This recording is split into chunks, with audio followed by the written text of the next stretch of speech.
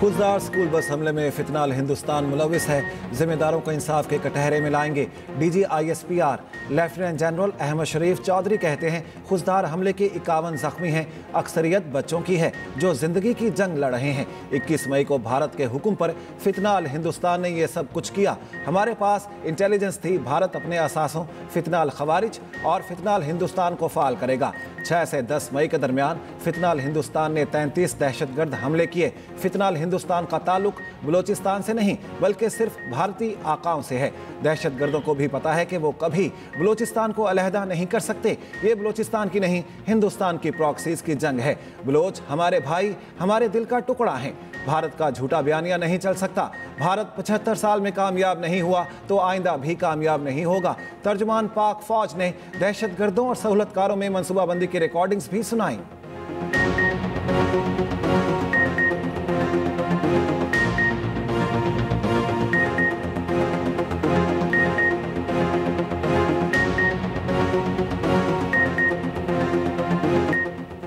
भारत ने एक जारीद का नतीजा देख लिया। दोबारा करने का शौक है तो करके देख ले, हम तैयार हैं। DG ISPR lieutenant general Ahmed Sharif Chaudhry कहते हैं मसला कश्मीर हल होने तक पाकिस्तान और भारत के दरमियान अमन नहीं हो सकता। मसला कश्मीर में पाकिस्तान और भारत के साथ चीन भी एक फरीक है। 24 करोड़ इंसानों का पानी बंद करने की बात कोई पागल ही कर सकता है। दहशतगर्दों से निपटने के सिवा कोई रास्ता नहीं। सिक्योरिटी फोर्सेस रोजाना 150 से ज्यादा ऑपरेशन कर रही। भारतीय अज़ाइम का इल्म था। इस्तेमार के हक के दौरान बलोचिस्तान से एक भी फौजी नहीं हटाया। जिस रात भारत ने ड्रोन भेजे उस रात बलोचिस्तान में 5 दहशतगर्द मारे गए।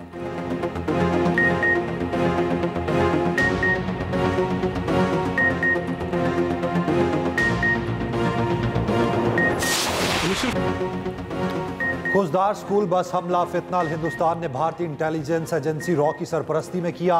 भारतीय प्रॉक्सीज को खत्म करेंगे। हमारा जवाब फैसला कुन होगा।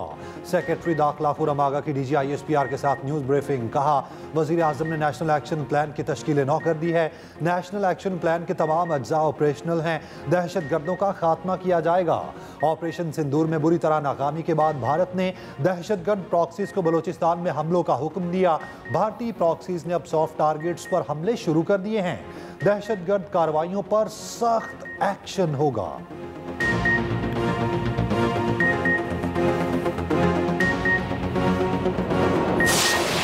खुजदार स्कूल बस हमले के मजीद 2 जख्मी तलबा शहीद। 12 साल मलाइका और 13 साल हैदर अस्पताल में ज़ेरे इलाज थे। हमले में शहीद होने वाले अफराद की मजमूई तादाद 8 हो गई। वज़ीर इत्तलात अताउल्लाह तारड़ कहते हैं मार्का हक में शिकस्त फाश के बाद भारत सॉफ्ट टारगेट पर उतर आया। भारत अब सिर्फ शर्मिंदगी मिटाना चाहता है। उधर अक़वाम मुत्तहिदा की सलामती कौंसिल ने खुजदार हमले को बुज़दिलाना और काबिल नफरत फेल करार दे दिया। हमले के जिम्मेदारों, मनसूबा साजों और माली मददगारों को इंसाफ के कटहरे में लाने का मुतालिबा। सलामती कौंसिल की तमाम ममालिक से पाकिस्तान के साथ ताउन की अपील।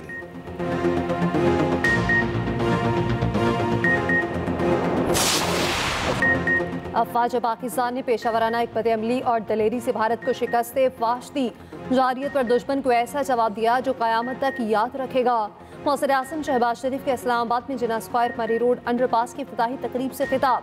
कहा भारत के खिलाफ फतह पूरी कौम के इत्तेहाद और इत्तफाक की बदौलत मुमकिन हुई। पूरी कौम के इत्तेहाद को दुश्मन फरामोश नहीं कर सकेगा।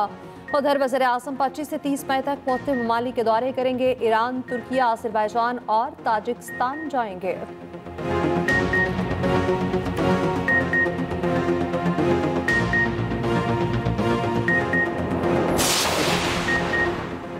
वज़ीर आज़म शहबाज शरीफ से बिलावल भुट्टो की क़यादत में पीपल्स पार्टी वफ्द की मुलाकात। पाक भारत कशीदगी के बाद की सूरत हाल पर तबादला ख्याल। भारतीय प्रोपोगंडे का जवाब देने के लिए कायम हुकूमती टीम के दौरे से मुताल्लिक़ गुफ्तगू। बिलावल भुट्टो ने दुनिया में पाकिस्तानी मौक़िफ़ उजागर करने के लिए वज़ीर आज़म से रहनुमाई ली। वज़ीर आज़म शहबाज शरीफ ने कहा उम्मीद है आपकी क़यादत में वफ्द पाकिस्तान का मौक़िफ़ मुअस्सर तरीके से दुनिया के सामने पेश करेगा।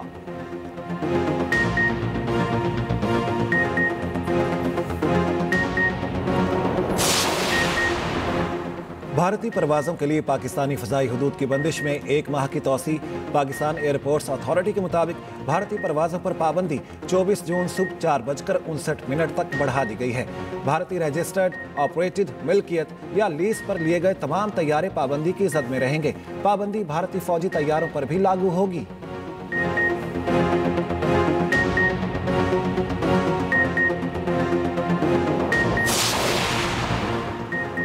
भारतीय शहर कोलकाता में हजारों अफराद का मोदी सरकार के जंगी जुनून के खिलाफ मुजाहरा, भारतीय इंतहा पसंदों के खिलाफ शदीद नारेबाजी, नफरत की सियासत बंद करने और मसाइल सफारतकारी से हल करने का मुतालबा। अमन पसंद मुजाहिरीन पर बीजेपी के कारकुनान का हमला, धक्के दिए, मारपीट की, तशद्दुद का निशाना बनाया।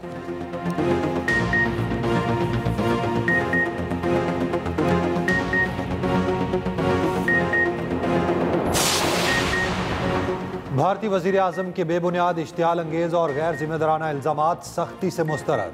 पाकिस्तान का आलमी बरादरी से भारत के जंगी बयानिया का नोटिस लेने का मुतालबा।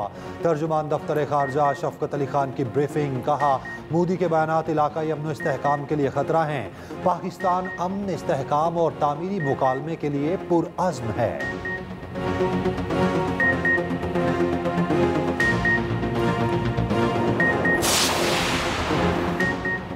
ट्रंप के आगे झुककर भारतीय मुफादात की कुर्बानी क्यों दी? भारतीय कांग्रेस रहनुमा राहुल गांधी की राजस्थान में मोदी के खिताब पर शदीद तनकीद। कहा मोदी का खून कैमरों के सामने क्यों खोलता है? मोदी ने भारत पर समझौता किया। खोखली तकरीरें बंद करें।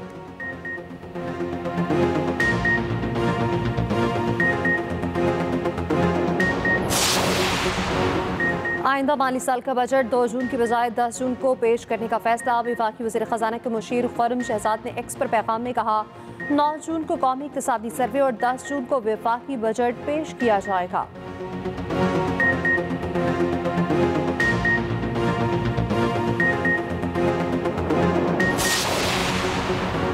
टैक्स चोरी किसी सूरत कबूल नहीं। टैक्स चोरी रोकने के लिए तमाम इकदाम किए जाएं। वज़ीर आज़म शहबाज शरीफ की मुल्क भर के चैम्बर ऑफ कॉमर्स के सदूर से गुफ्तगू। कहा पाकिस्तान जल्द आलमी माशी ताकत के तौर पर उभरेगा। वज़ीर आज़म से बरतानवी माहिर मईशत की मुलाकात। डॉक्टर स्टीफन ने हुकूमती माशी पॉलिसीज़ की दुरुस्त और इस्लाहात की तारीफ की।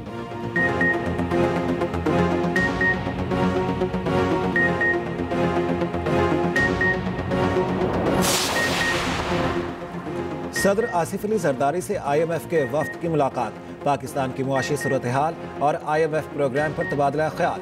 सदर मुमलिकत आसिफ अली जरदारी ने कहा IMF तरक्की पजीर ममालिक की इक्तसादी तरक्की में किरदार अदा कर रहा है। IMF प्रोग्राम पाकिस्तान में इस्तेहकाम लाने में मददगार साबित हुआ। IMF प्रोग्राम से मुआशी तरक्की को फ़रोग मिलेगा।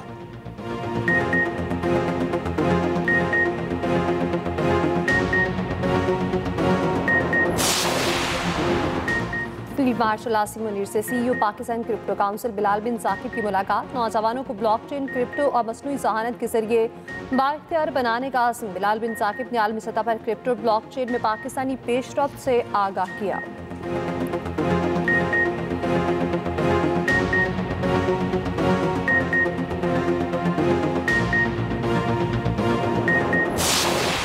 पाकिस्तान और भारत की हालिया जंग में इंसानी जानों के ज़िया पर दुख है।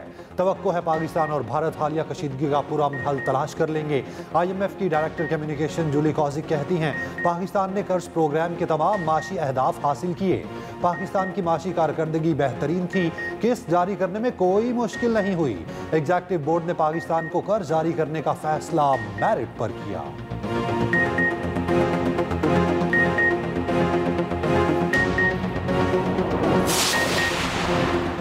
नायब वज़ीर आज़म इसहाक़ डार और सऊदी वज़ीर ख़ारिजा शहज़ादा फैसल बिन फरहान का टेलीफोनिक राब्ता। तर्जमान दफ्तर ख़ारिजा के मुताबिक पाक सऊदी अरब बरादराना ताल्लुकात के तमाम पहलुओं का जायज़ा लिया। तमाम शोबों में दो तरफ़ा ताउन मज़ीद मजबूत बनाने के अज़्म का आदा। मौजूदा इलाकाई पेशरफ्त पर भी तबादला ख्याल किया गया।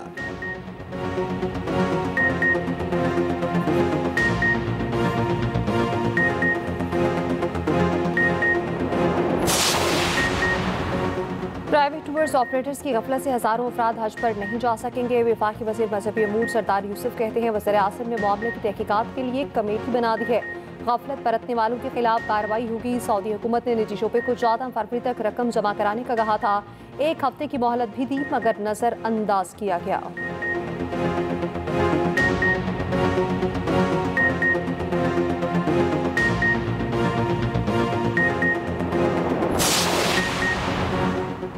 पाकिस्तान को तयशुदा मुआहिदे पर बात नहीं करनी चाहिए। सेनेटर शिबली फराज का सेनेट में इजहार ख्याल। कहा पानी के मसले पर भारत के खिलाफ मुअस्सर केस बनाया जाए। सेनेटर अली जफर ने कहा, पानी का मसला उतना ही अहम है जितना दहशतगर्दी है। पानी के मामले पर भारत के साथ कोई समझौता ना किया जाए।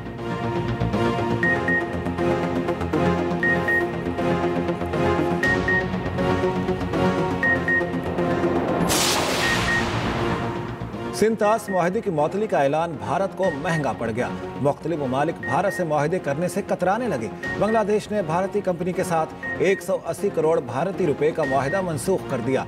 उधर अक़वाम मुत्तहिदा में श्रीलंका के सफीर का कहना है, भारत ने सिंतास जैसा मुआहदा यकतरफा मुअत्तल करने का ऐलान किया तो भारत के साथ बिजली और ईंधन के मुआहदे करना बेवकूफ़ी है।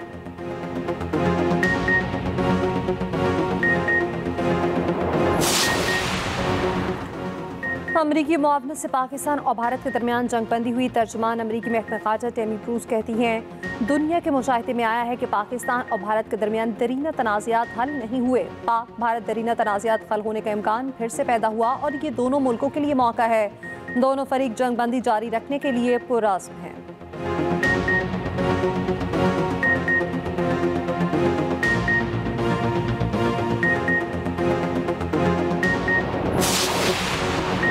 खातून अव्वल आसिफा भुट्टो और वज़ीर आला सिंध मुराद अली शाह का वर्ल्ड बैंक के वफ्द के हमरा नज़र मोहम्मद लगारी गोट का दौरा। सैलाब से मुतासरा खवातीन में घरों के मालिकाना हुकूक की इसनाद तकसीम की। आसिफा भुट्टो ने कहा, सिंध हुकूमत दही खवातीन को बाइख्तियार बनाने के लिए पुरअज़्म है। वज़ीर आला सिंध मुराद अली शाह बोले, वर्ल्ड बैंक की 50 करोड़ डॉलर की इब्तदाई इमदाद से घरों की बरवक्त तामीर मुमकिन हुई। MD वर्ल्ड बैंक का सिंध हुकूमत के साथ ताउन जारी रखने का अज़्म। उधर कोटरी में आसिफा भुट्टो की गाड़ी रोकने पर मुजाहिरीन के खिलाफ मुकदमा दर्ज। मुकदमे में 16 अफराद नामजद, 60 नामालूम अफराद शामिल।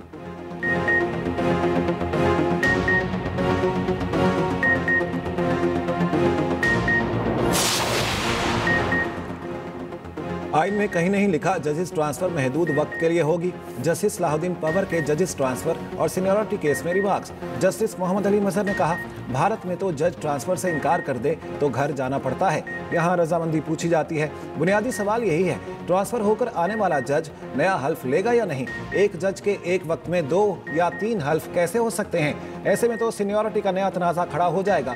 जस्टिस शकील अहमद ने कहा, सवाल ये भी उठेगा सीनियरिटी कहाँ से शुमार होगी। वकील फैसल सिद्दीकी ने कहा, 2 सीनियरिटी लिस्टें होंगी, समाअत पीर तक मुलतवी।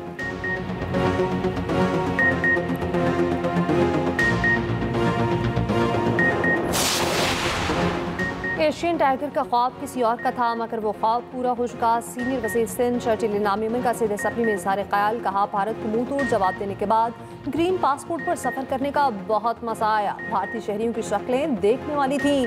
पाकिस्तानियों का सर फ़ख्र से बुलंद करने पर हुकूमत और फोर्सेस को सलाम पेश करता हूँ। दुनिया की सबसे बड़ी कंपनी कराची में इलेक्ट्रिक गाड़ियों का प्लांट लगाएगी। उधर सिंध हुकूमत का ख़वातीन को EV स्कूटीज़ की फराहमी के लिए अगले माह कुरानंदाज़ी का फैसला।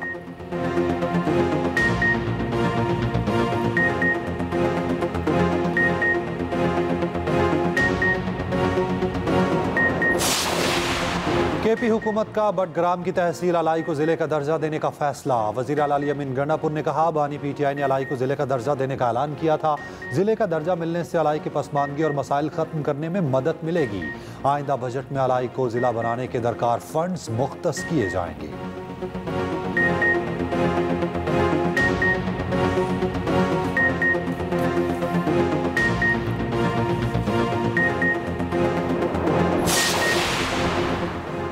सिंध हाई कोर्ट में सूबाई वज़ीर दाखिला ज़ियाल अंजार के घर को आग लगाने के 2 मुकदमात की समाअत। अदालत ने मुर्तज़ा जतोई और मसरूर जतोई की हिफाजती ज़मानत 15 रोज़ के लिए मंजूर कर ली। अदालत की मुलजिमान को 25-25 हज़ार के मुचलके जमा करने की हिदायत।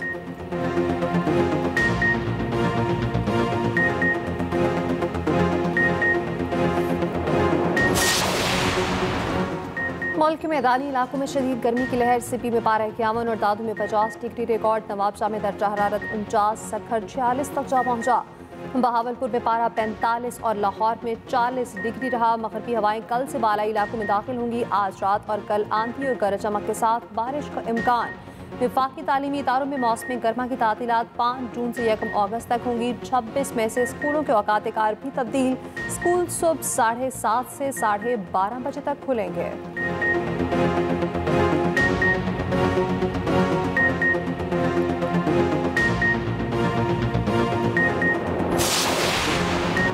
अमेरिका और ईरान के दरमियान रोम में मुज़ाकरात का 5वां दौर खत्म। ईरानी वज़ीर ख़ारजा अब्बास अराग़ची कहते हैं अमेरिका यूरेनियम अफसूदगी रुकवाना चाहता है तो मुआहदा नामुमकिन होगा।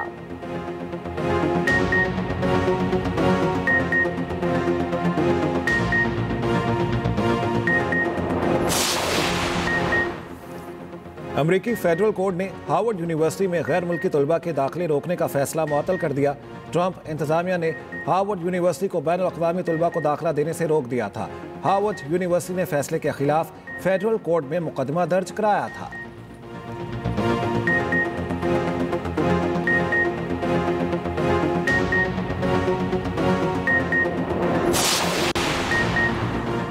एप्पल अपनी मसनूआत अमेरिका में तैयार करे वरना 25% टैरिफ लगेगा। अमेरिकी सदर डोनाल्ड ट्रंप ने एप्पल कंपनी को धमकी दे डाली। उधर ट्रंप की यूरोपीय यूनियन पर 50% तिजारती टैरिफ आयद करने की तजवीज़।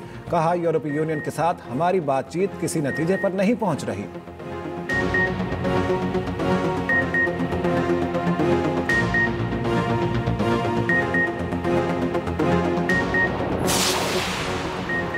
पाक बांग्लादेश सीरीज की सिक्योरिटी पाक फौज संभालेगी। सीरीज के दौरान पाक फौज और सिविल आर्म्ड फोर्सेस को तैनात करने का फैसला महकमा दाखिला ने मंजूरी दे दी। 3 मैचेस की सीरीज 28 मई से लाहौर में शुरू होगी।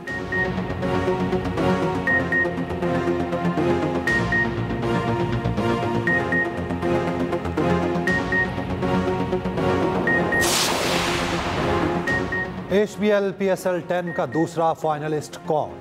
लाहौर कलंदर्स और इस्लामाबाद यूनाइटेड आमने सामने। आज मैच हारने वाली टीम बाहर और जीतने वाली फाइनल का टिकट कटाएगी। कोयटा ग्लैडिएटर्स पहले ही फाइनल में जगह बना चुकी। फाइनल मैच इतवार को गद्दाफी स्टेडियम लाहौर में खेला जाएगा।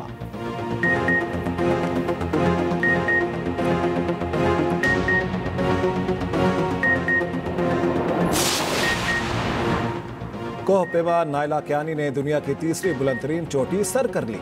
नायला कियानी 8,586 मीटर ऊंची कैंचनजंगा चोटी सर करने वाली पहली पाकिस्तानी खातून बन गई।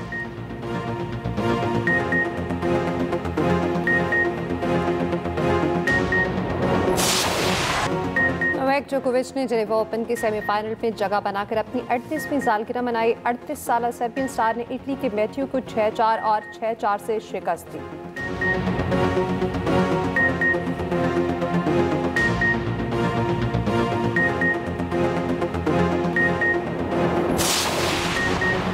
लिवरपूल के फॉरवर्ड मोहम्मद सलाह ने तीसरी बार men's player of the year का अवार्ड जीत लिया। अवार्ड का ऐलान फुटबॉल राइटर्स एसोसिएशन ने किया। आर्सेनल की स्ट्राइकर एलिसिया रॉसो ने विमेंस अवार्ड अपने नाम कर लिया।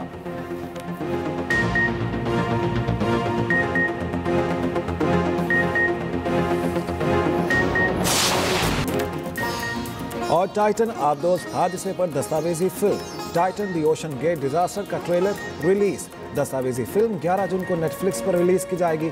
टाइटन आबदोज हादसे में 2 पाकिस्तानियों समेत 5 अफराद जान की बाजी हार गए थे।